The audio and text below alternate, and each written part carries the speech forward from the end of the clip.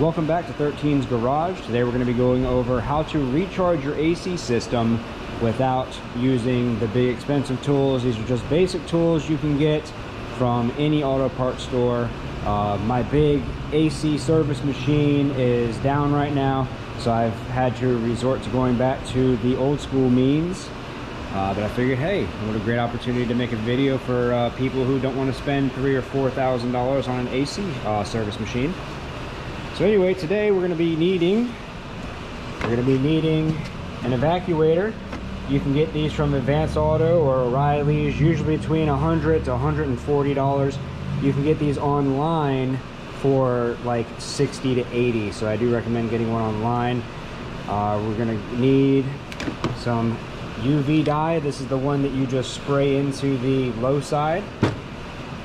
And with our system, the oil should have already been added. We just added a new compressor to our system. If you think your system needs oil, you'll have to pull the valve, which we will not be covering today.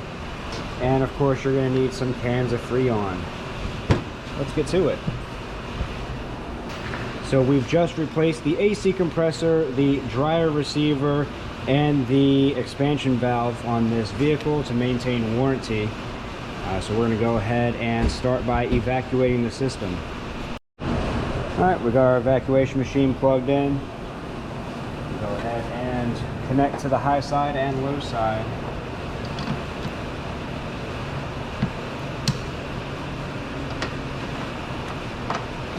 This vehicle, by the way, is a 2010 Honda CR-V. In case you need reference for anything that we're doing, your vehicle's high side and low side access ports will be in different areas. I do not know where all of them are. I would recommend just Googling or something like that to find them. All right, now we're going to go ahead and turn on our evacuation machine, and it's going to start pulling suction on our system. Now, we don't have any Freon in our system because we already evacuated it before we did the repair jobs.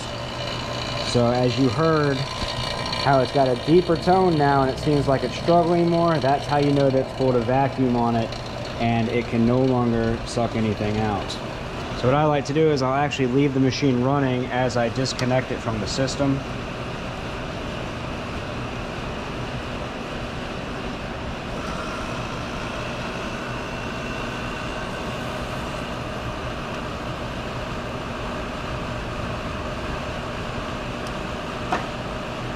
I always like to put my fingertips over the tops of the access ports. If it starts sucking your finger in, it means the valve core inside of your access port is bad and needs to be replaced. Go ahead and turn off our evacuation machine. There's some nice fresh vacuum pulled on our system. We're going to go ahead and add our dye. Just hold that down there for about 2 or 3 seconds. And it'll do the rest. And finally, let's go ahead and hook up our gauges.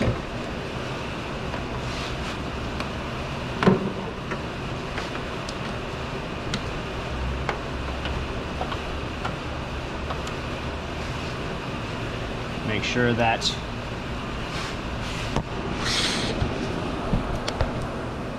that our gauges are closed on both sides before we open them. And you can see how our gauge got pulled into the negative. That means that we still have an active vacuum pulled on our system, which is exactly what you want to see. I'm about to open up the high side. You'll see this needle get pulled into the negative hertz. And there you go.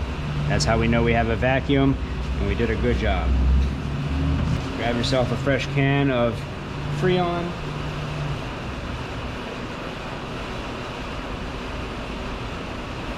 Shake it up nicely.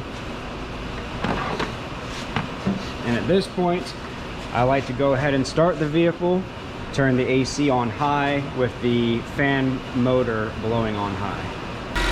Go ahead and add our can in. Now, what you need to make sure you do at this point, make sure everything is down tight.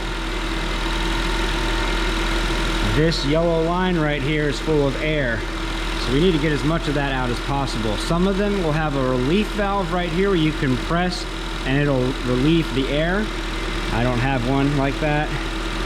So I usually just crack this until it starts spewing out Freon like you just saw. And then with the engine running, AC on high, I go ahead and I crack the low side valve. It's going to start filling up the system. Right there, you just heard our compressor kick on.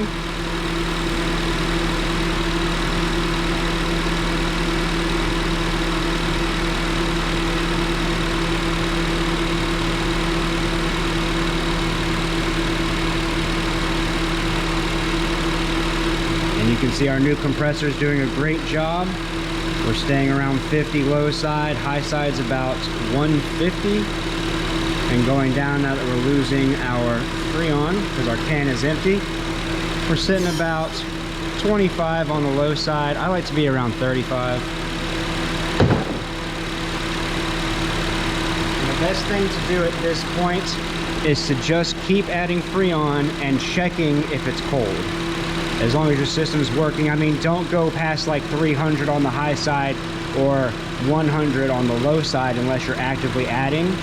But you see where we're sitting right now. Our numbers are looking pretty good, but I want them a little bit higher. I want to be around 35 to 40 on the low side and around 175 on the high side.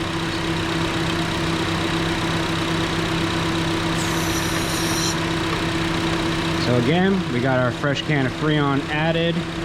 We're going to go ahead and crack this valve again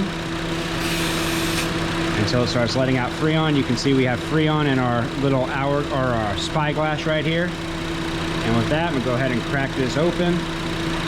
I'm gonna keep adding until I get around 175 on the high side. There we go. Went a little bit over, but let's see what our low side calms down to. It's about 35 on the low side, so we might be a little bit high.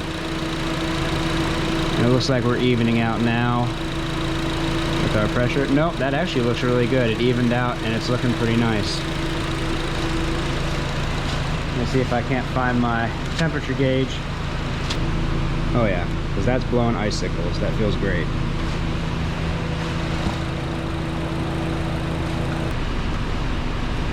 So this thing is reading about 60 degrees Fahrenheit, which is pretty cold for the average automotive AC unit. They usually don't get too cold. You can get them frosty, but this one is right where it needs to be acceptable. And you might be thinking, no, 60 degrees, you know, that's not that cold. Well, do remember, let's go over to my handy dandy thermometer.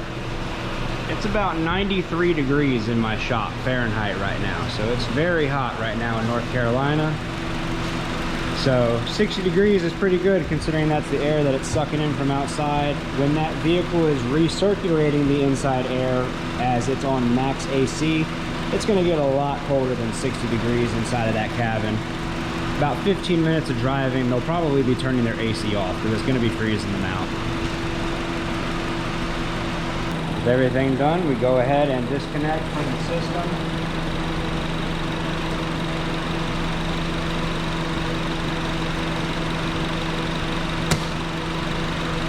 Don't forget to put your caps back on.